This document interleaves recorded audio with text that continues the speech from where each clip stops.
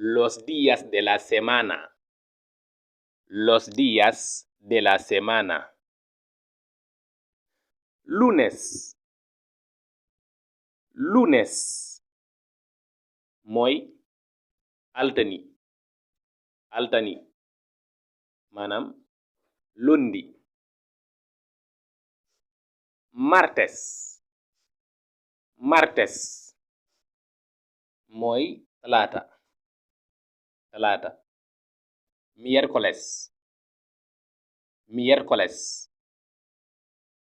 mooy àllarba. Àllarba. Jueves. Jueves. mooy alxamis. Alxamis. Viernes. Viernes. mooy aljuma. Ajjuma. Sábado.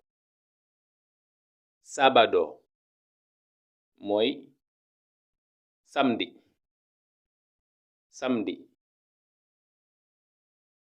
Domingo. Domingo. mooy dimanche. Dimanche. Lunes. Martes. Miércoles. Jueves.